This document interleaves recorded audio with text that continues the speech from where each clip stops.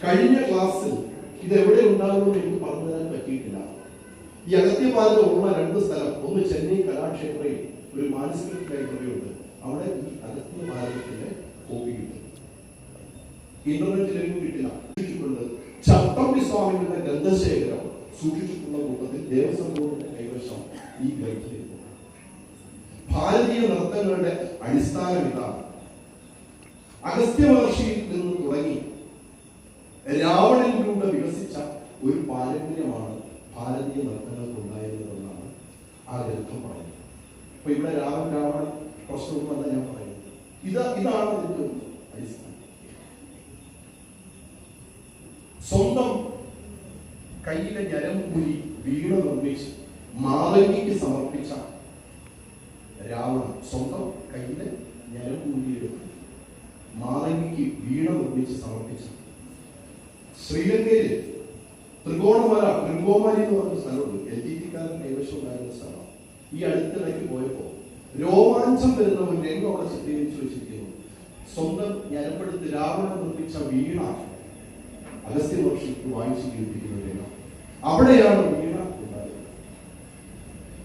കൈലാസത്തിൽ പോയി ഒളിച്ചു നിന്ന് താണ്ഡവം കണ്ട രാവണനിൽ നിന്നാണ് ഈ പരമ്പര തുടങ്ങിയത്. പിന്നീട് ഇന്ത്യയിലെ ബ്രാഹ്മണ ആധിപത്യ കാലത്ത്, ഇപ്പൊ മുഗൾ ആധിപത്യം എന്നൊക്കെ പറയുന്നിടത്ത് വളരെ ശക്തമായ ബ്രാഹ്മണ ആധിപത്യം നിലനിൽക്കുന്ന ഒരു കാലഘട്ടം ഉണ്ടായിരുന്നു. ആ കാലഘട്ടത്തിൽ ഇതിന്റെ മൗലികമായ അന്തസത്ത നഷ്ടപ്പെടുത്തിക്കളഞ്ഞു. എന്തൊക്കെയായിരുന്നു നൃത്തത്തിന്റെ മൗലികമായ അന്തസത്ത? ആനന്ദക്കൂത്താണ്. ഈ ആനന്ദക്കൂത്തിൽ നിന്ന് പല സ്ഥലത്തേക്ക് പേക്കൂത്തായി. പേക്കൂത്ത് എന്നൊരു വാക്ക് പ്രാചീന കാലത്ത് ഉപയോഗിച്ചത്. പേക്കൂത്ത്. ആധുനിക ഭരതനാട്യത്തിന്റെ ചരിത്രമെടുത്താൽ അഭിമാനത്തോടു കൂടി ഓർക്കേണ്ട പേരാണ് രുക്മിണി മണ്ഡൽ.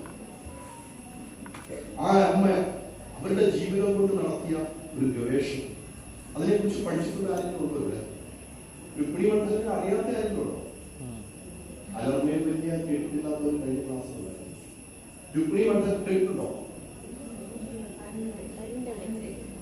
സോറി, അരുണ്ടെ ഞാൻ രുക്മിണി, അതായത് കലാക്ഷേത്ര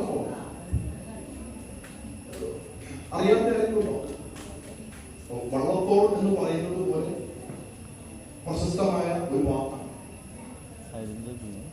ആ മഹതി നൃത്തത്തിന് വേണ്ടി ചെയ്ത ഒരു പരിശ്രമം. ആ പരിശ്രമം